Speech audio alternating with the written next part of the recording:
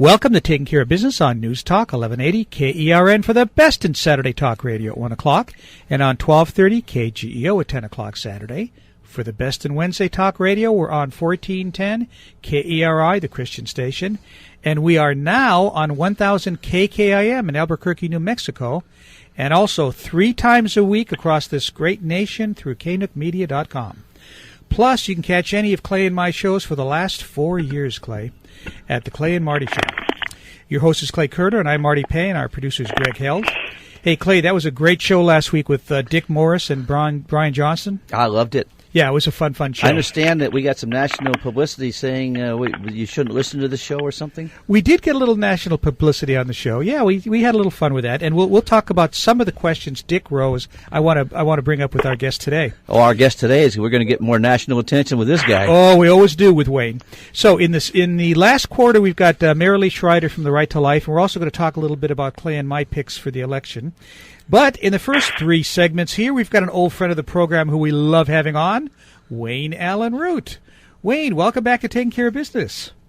Hey, Marty and Clay, how are you? Good. Well, last time we had you on, we said we'd have you back for an extended period to talk a little bit about the election. But I've been loving your stuff on Facebook. You've had some controversial stuff you've posted.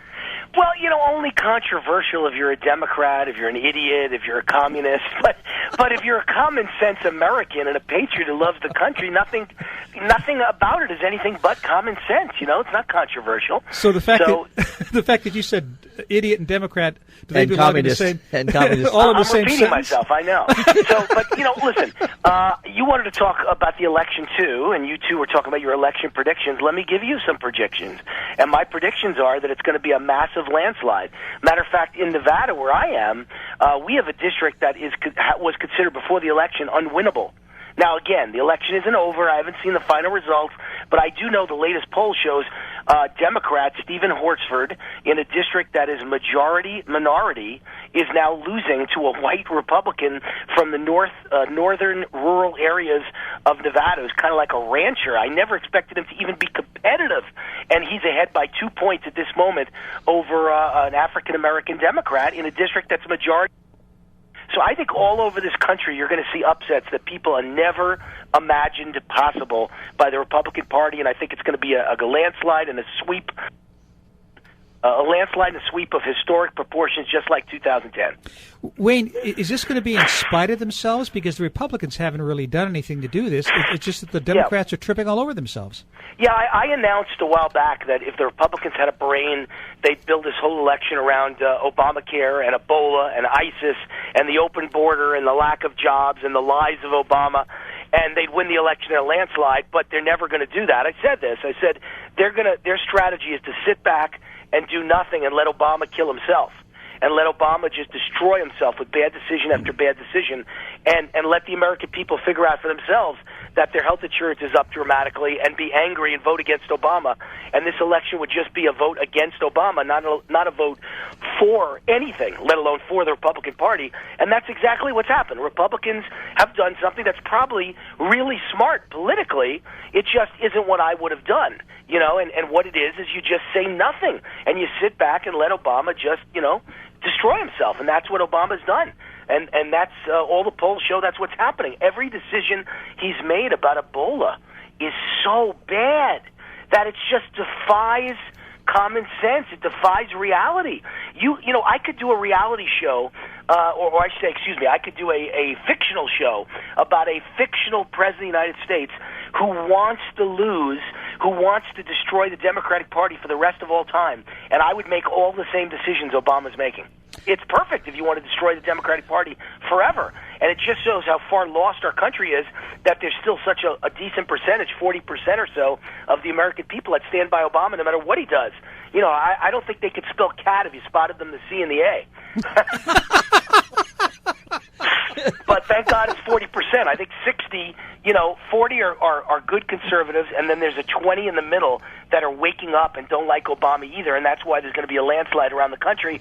And then, of course, the other reason is just Obama's voters only come out during a presidential election when the American Idol is at the top of the ticket.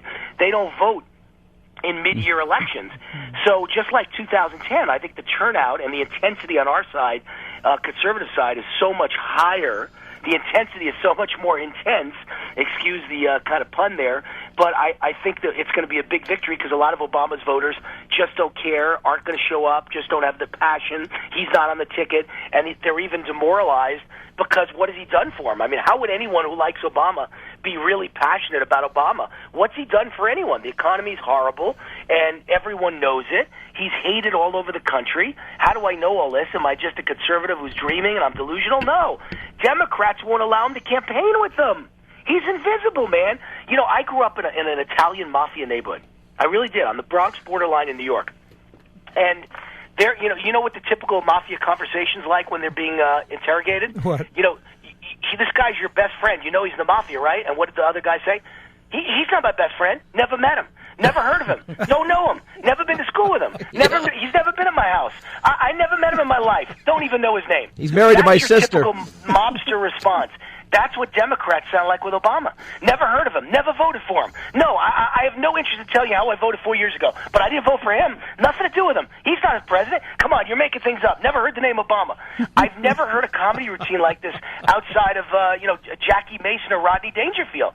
The Democratic Party is acting as if Obama never existed and they've never voted for him nor passed any of his bills. It's the most incredible thing I've ever seen. They're running away from Barack Obama, and that shows you we got ourselves a landslide coming up on Tuesday. God, I hope so. You still have the uninformed voters. We're having a conversation with Wayne Allen Root, a former libertarian. Hey, we VP. may even win a couple of races in your state of California. Well, I don't know about that one. Yeah, California's dead. But is that for me? Well, it's okay. I'm turning the sound off. Don't worry, we're not getting interrupted. All right. Free health care, free phones, unemployment, food stamps. Why would you not vote for Obama? Yeah, well, the minute you said free phones, that was when my cell phone started ringing. So I know. I think they heard you. They were calling me to find out if I'm giving that offer of free Obama phones. But listen, there's no question that Obama gives a lot of stuff away free, and that buys him a lot of votes. But on the other hand, are people starting to sour on him?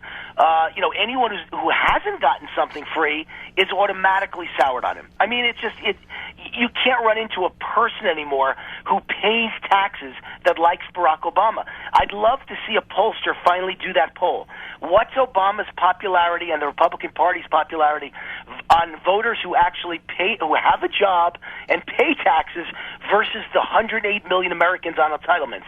You really would like to know that, because I'd be willing to bet you that his popularity is single digits among anyone who has a job and who pays taxes, who actually paid something last year. And among those who only take money from the government, I'll bet Obama's in the 70 to 80 to 90 percentile, somewhere in that range. Probably 90, actually. I'm probably underplaying it. So that's the dividing line in America today. If you get an Obama phone, you're for Obama, and if you don't, and you're paying for the Obama phone for other people, you're almost automatically against Obama. It's really quite amazing.